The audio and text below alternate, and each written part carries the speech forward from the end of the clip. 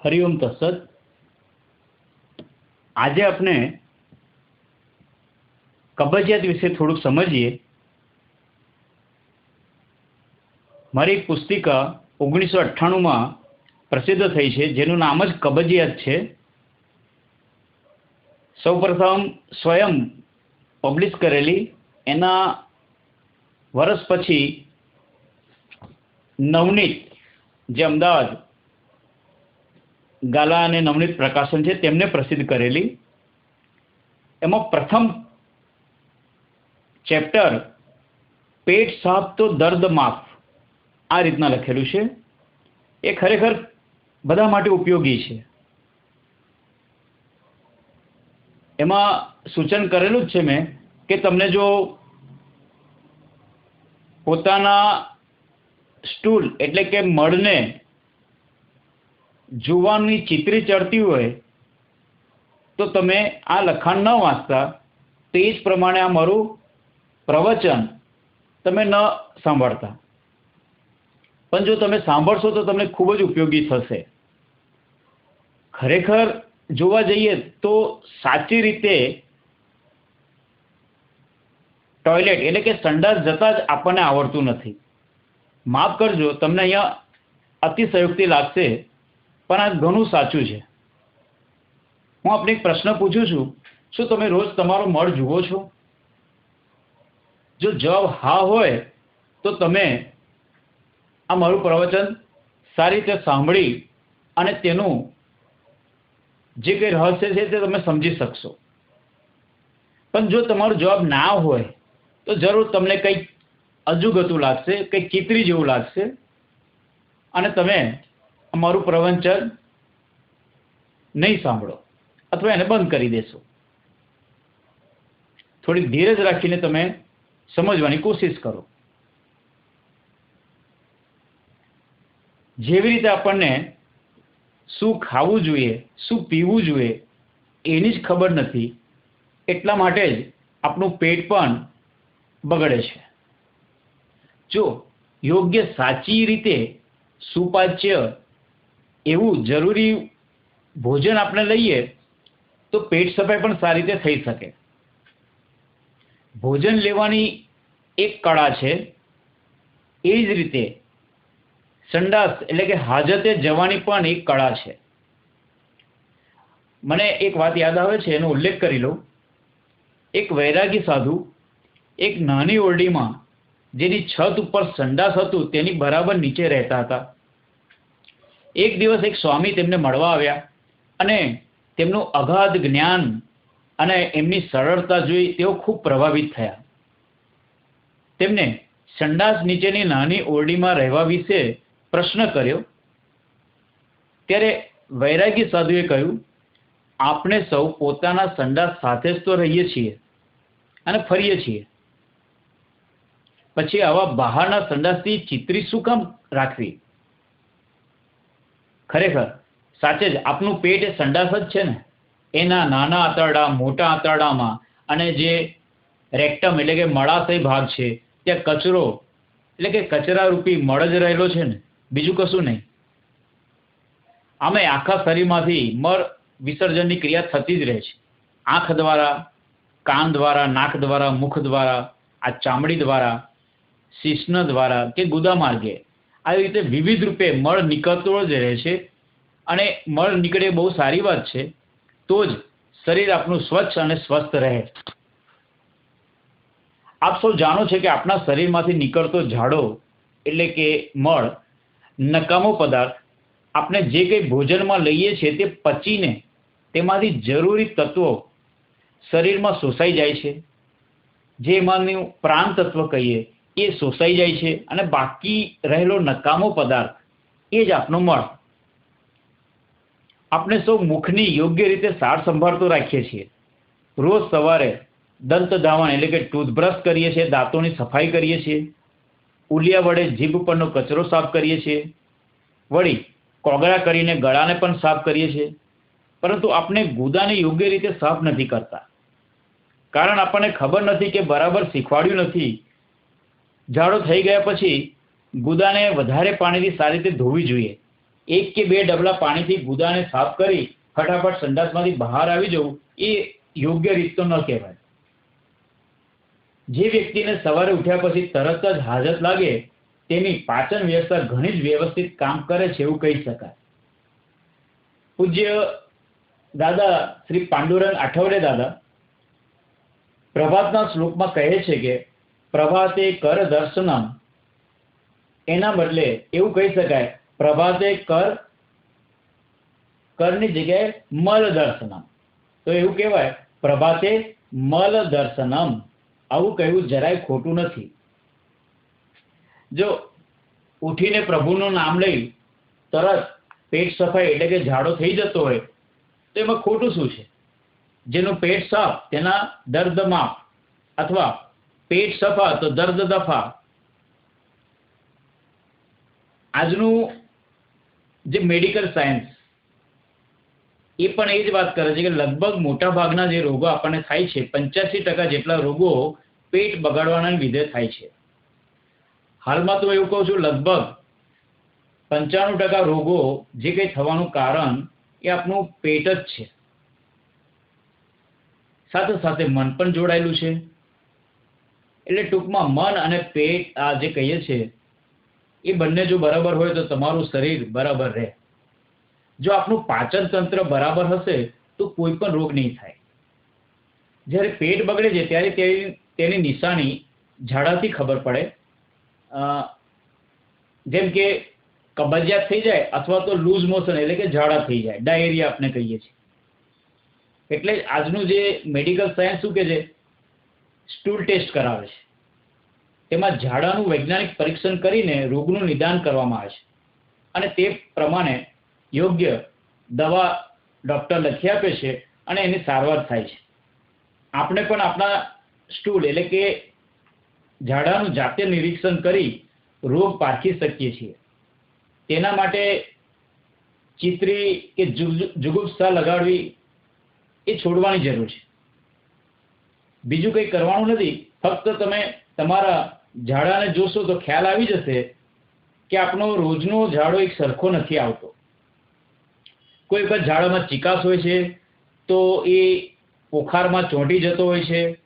કોઈ વખત કઠણ કાળો ગંધક તો પાણીમાં ડૂબી જતો, અથવા પ્રવાહી જેવો, અથવા મ્યુકસ થોડું ચિકાસ જેવું પ્રવાહી નીકળતું, આવા બધા ચિહ્નો દેખાતા હોય છે. તો ચલો આપણે પહેલા મળ પરીક્ષા જોઈ જઈએ. જો વાત પ્રકોપ થાય તો મળ ફીણવાળો આવે છે, સૂકો, કાળાશ પડતો અને કૂચા પાણી જેવો આવે છે. હવે જ્યારે પિત્ત પ્રકોપ થાય તો મળ લાલાશ પડતો, પીળો, દુર્ગંધવાળો, લોચા પડતો અને સાધારણ ગરમ આવે છે. અને જ્યારે કફ પ્રકોપને લીધે મળ સફેદ, કંઈક અંશે સૂકો અને કંઈક અંશે લીલો આવે છે. આમ વાત પ્રકોપ, પિત્ત પ્રકોપ અથવા કફ પ્રકોપને લીધે આપણે જો પોતાના મળને જોઈએ તો ખ્યાલ આવે કે ખરેખર ત્રિદોષ થયો છે કે દ્વિદોષ થયો છે, કે કયા લક્ષણના લીધે આ મળ આવો આવે છે એ ખ્યાલ આવશે. હવે જ્યારે તંદુરસ્ત સ્થિતિમાં મળ પચીને આવેલો હોય તો તે હલકો હશે અને પાણીમાં તરશે. પરંતુ પચ્યા વગરનો મળ ભારે હોવાથી પાણીમાં ડૂબી જાય છે. ટૂંકમાં ઝાડો એકદમ સરળતાથી પાકા કેળાના જેવો બંધાયેલો, ચિકાસ રહિત, દુર્ગંધ વગરનો, પીળાશ પડતો, પાણીમાં તરતો રહે એવો આવે તો સમજવું કે તમારું શરીર તંદુરસ્ત છે. આ તંદુરસ્તીની નિશાની ગણાય. હવે ટૂંકમાં હું તમને આયુર્વેદ પ્રમાણે મળ નિરીક્ષણથી કયો રોગ થયેલો છે એનું નિદાન કઈ રીતે થાય છે એ આપણે જાણીએ. જેમ કે જો કબજિયાત હોય તો મળ કઠણ, વાસવાળો, જોર કરતા મળ પ્રવૃત્તિ થાય છે.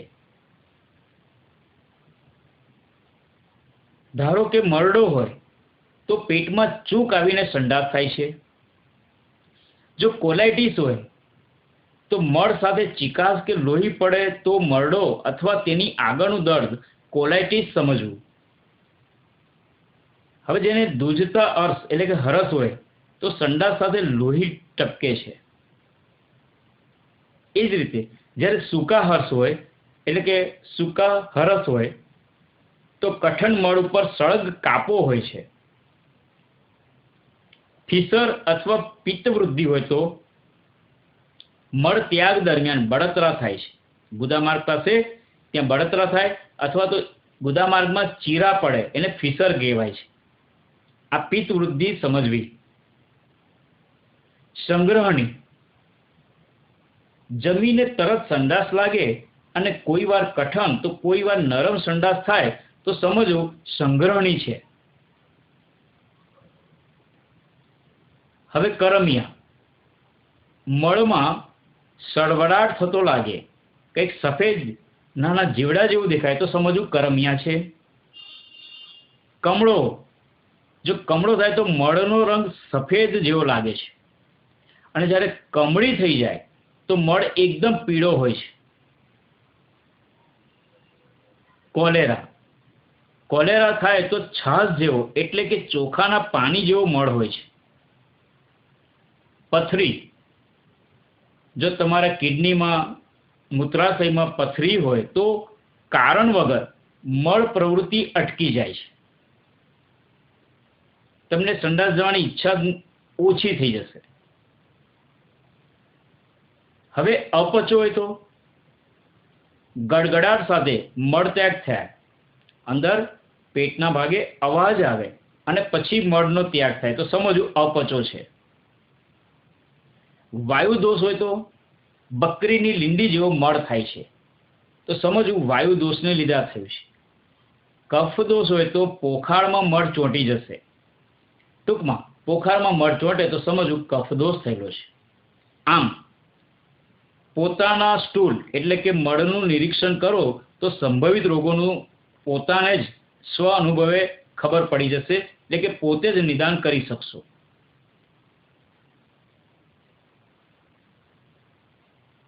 જે રીતે ભગવાનના મંદિરને સુંદર, ચોખ્ખું અને પવિત્ર રાખીએ છીએ એ જ રીતે આપના સંડાસને પણ ચોખ્ખું રાખવું જરૂરી છે. આપણી ભારતીય સંસ્કૃતિએ સંડાસને શૌચાલય, શૌચ વત્તા આલય એવું સુંદર નામ આપેલું છે. શૌચ એટલે શુદ્ધ અથવા પવિત્ર, આલય એટલે મહેલ અથવા મંદિર ગણી શકો. જે શુદ્ધ પવિત્ર મંદિર છે અથવા શૌચાલય, જે શૌચાલયમાં શુદ્ધ તમને સાત્વિક વિચારો પણ આવતા છે, કંઈક નવીન વિચારો પણ આવતા હોય છે. મહર્ષિ શ્રી પતંજલિએ અષ્ટાંગ યોગમાં બીજા અંગ તરીકે નિયમનો ઉલ્લેખ કરેલો છે. એમાં 5 પ્રકાર બતાવ્યા છે. એમાં પ્રથમ લખ્યું છે શૌચ, બીજું સંતોષ, ત્રીજું તપ, ચોથું સ્વાધ્યાય અને 5મું ઈશ્વર પ્રણિધાન. આમ યોગની દ્રષ્ટિએ પણ વિચારે તો શૌચનો અર્થ તન અને મનને પવિત્ર એટલે કે શુદ્ધ રાખવું એવો થાય છે. સંડાસ તો વિચારો કરવા માટેનું મંદિર એટલે કે આલય છે, હમણાં આપણે સમજી ગયા. એટલે કે હાજત દરમિયાન થોડીક ક્ષણો આપણે એકલા હોઈએ છીએ ત્યારે મનગમતા અથવા કંઈક નવીન વિચારો સ્ફુરન થાય છે.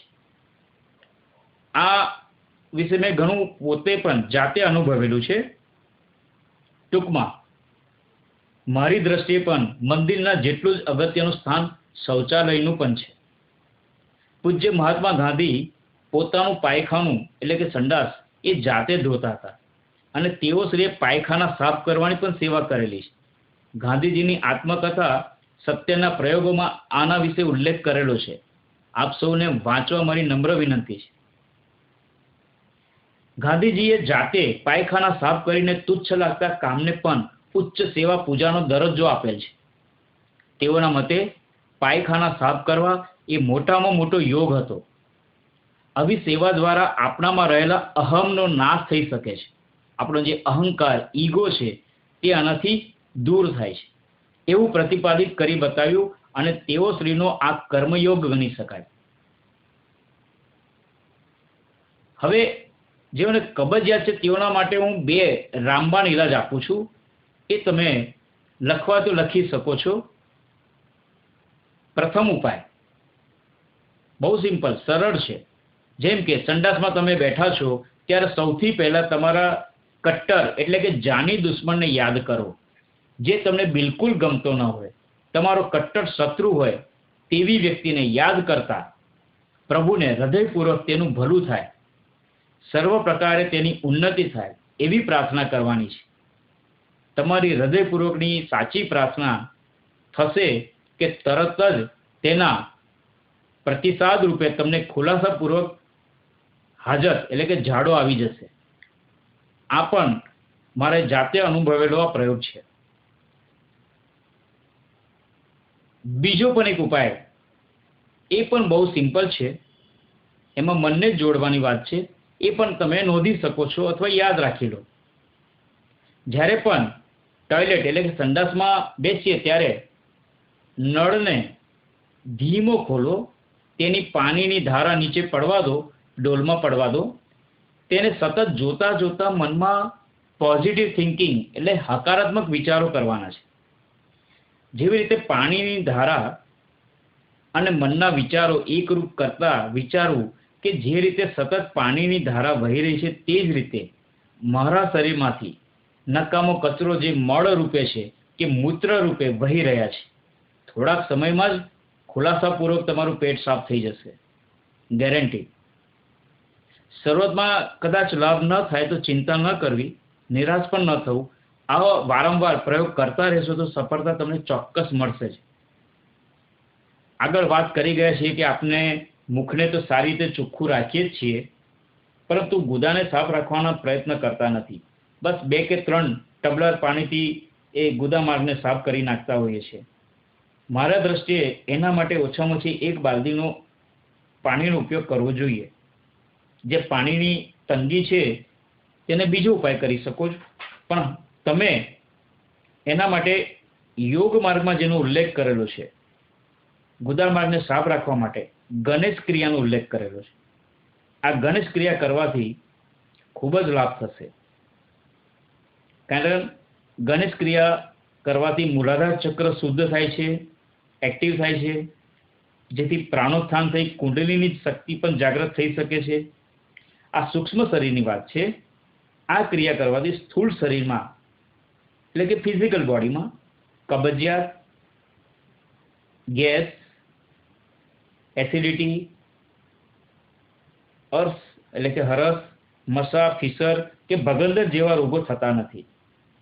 ટૂંકમાં નાના મોટા પેટના રોગોથી છુટકારો મળે છે. ગણેશ ક્રિયા આપણે સમજી લઈએ. જેને નોંધવું હોય તેઓ નોંધી શકે છે.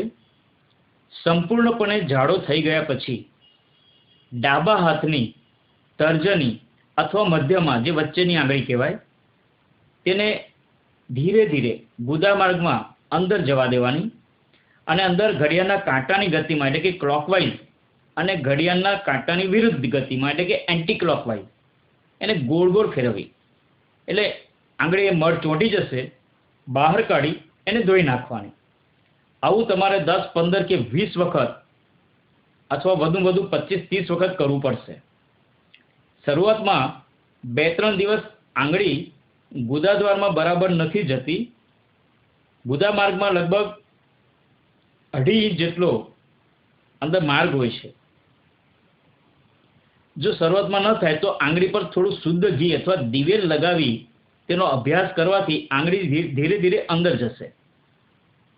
ગુદા માર્ગમાં રહેલો મળ બધો જ બહાર નીકળી જાય પછી જેવી આંગળી અંદર નાખશો તેવી જ ચોખ્ખી આંગળી બહાર આવશે.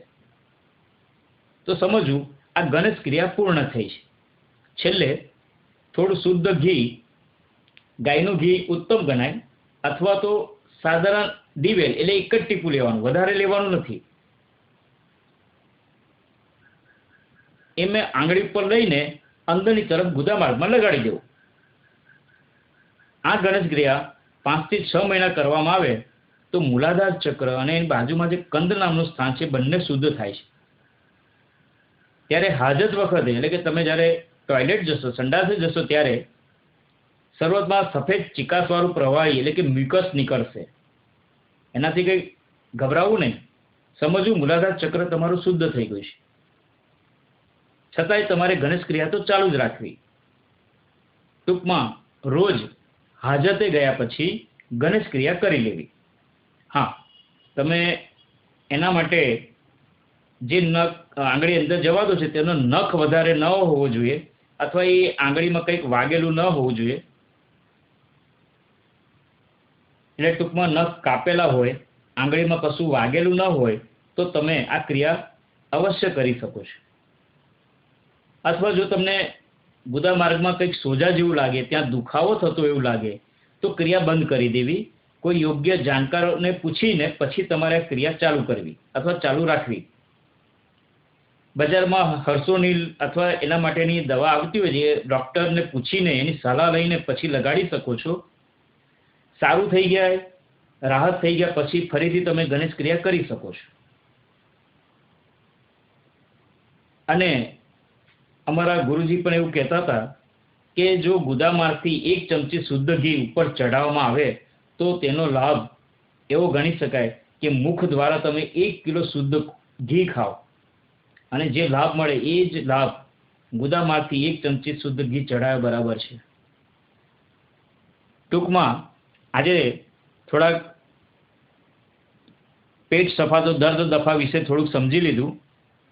એમાં આપણો સ્ટૂલ એટલે કે મળ વિશે જાણ્યું, થોડાક એના ઉપાયો પણ જાણ્યા, અને છેલ્લે આપણે ગણેશ ક્રિયા પણ જાણી.